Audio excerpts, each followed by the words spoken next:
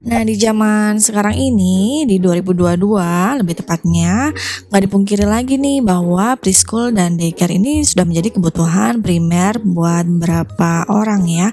Dikarenakan beberapa dari orang tua juga memiliki kesibukan lain selain mengurus anak, seperti kesibukan bekerja, pengusaha, dan lain-lain.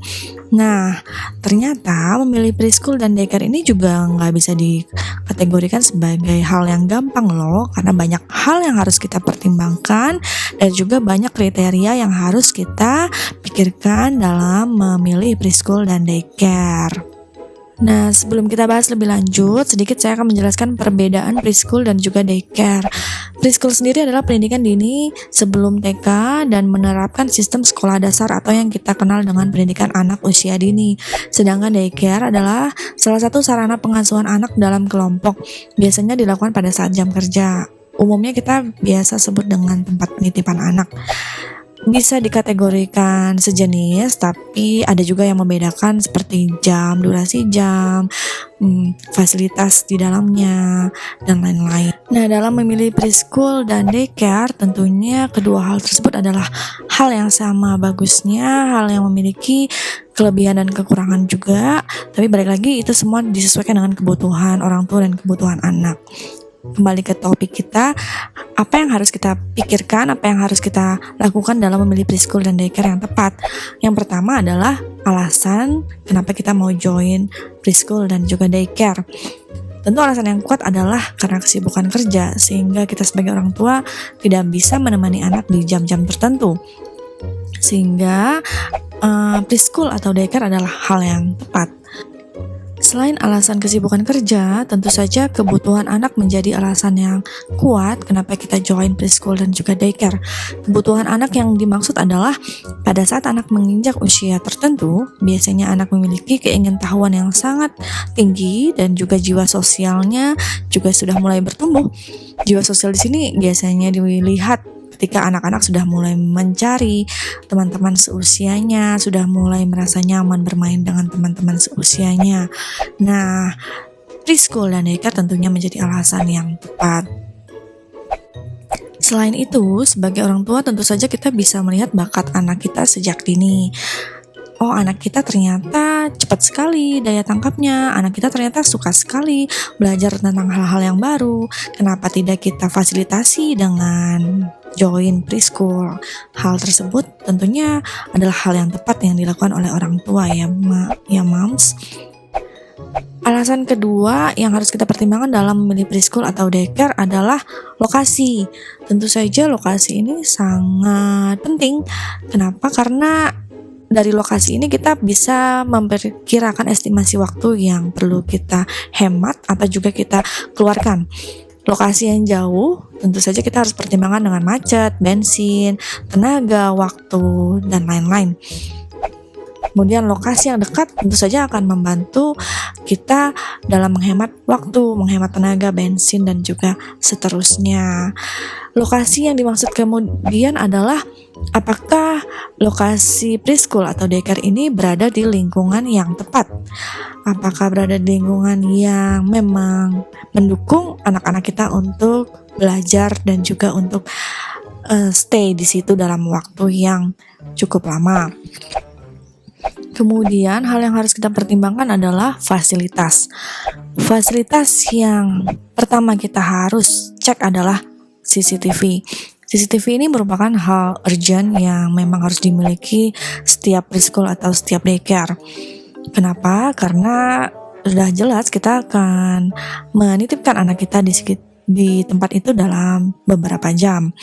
Kemudian fasilitas ruangan, apakah ada banyak ruangan di situ?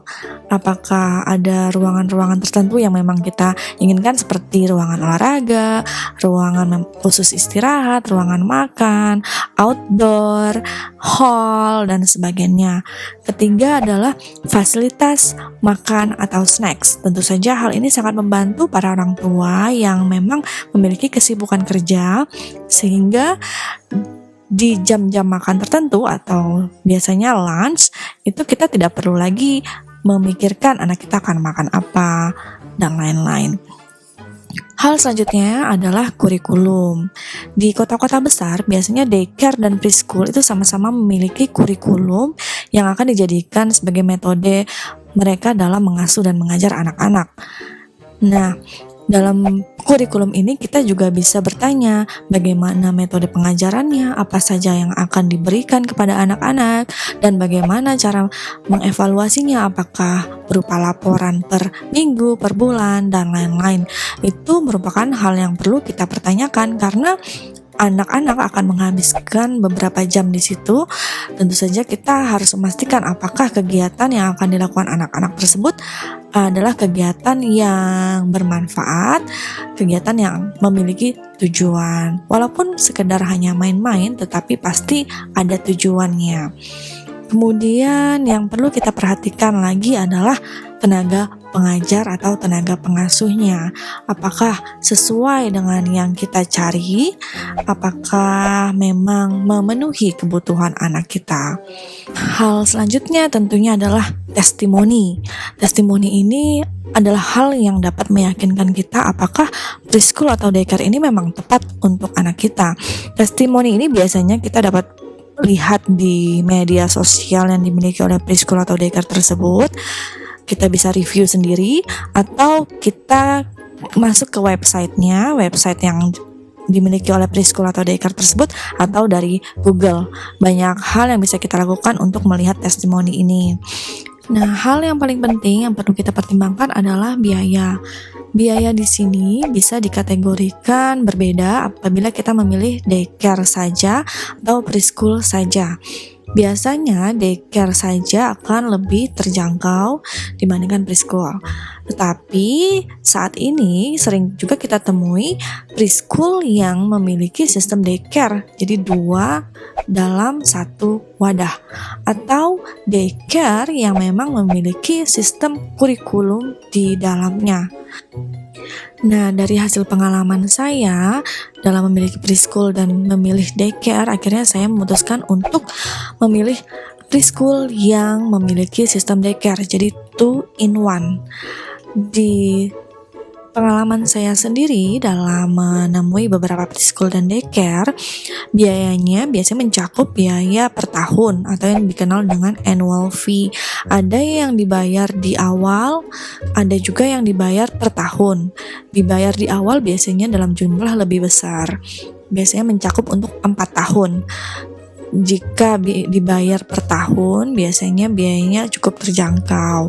Kemudian ada lagi biaya pendaftaran. Ada yang free, ada juga yang berbayar. Kemudian ada juga biaya materi. Biaya materi ini biasa dibayar per bulan, per 3 bulan, atau juga yang per tahun.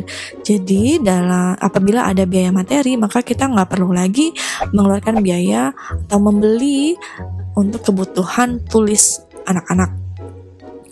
Kemudian ada lagi biaya seragam. Biaya seragam ini tentu saja mengikuti kebutuhan anak. Apakah mereka membutuhkan seragam dari Senin sampai Jumat atau hanya hari-hari tertentu. Di Jakarta sendiri biasanya seragamnya sekitar 200 sampai 300 ke atas per pasang. Kemudian ada lagi biasanya biaya per bulan. Nah, biaya per bulan ini biasanya adalah biaya daycare-nya. Ada yang mulai dari 1,5 sampai 3,5 juta per bulan. Jadi itu adalah kisaran biaya yang memang harus dipertimbangkan di luar dari biaya bensin, biaya makan atau snacks tambahan yang perlu kita beri ke anak, dan lain-lain. Di sini tentu saja beda provinsi, beda lokasi akan beda juga biayanya. Nah, itu aja nih hal-hal yang memang harus kita pertimbangkan baik-baik dalam memilih preschool atau daycare. Di sini saya hanya mau menekankan bahwa preschool atau daycare sama-sama baiknya, sama-sama memiliki kelebihan dan juga kekurangan. Semua akan dikembalikan ke kebutuhan orang tua dan juga kebutuhan anak. Tidak dipungkiri juga anak-anak yang tidak masuk ke preschool atau tidak di daycare atau hanya di rumah saja juga sama baiknya. Jadi dimanapun anak itu berada, selama memang anak itu bahagia dan bisa menikmati masa-masa bermainnya, tentunya itu adalah tempat yang terbaik.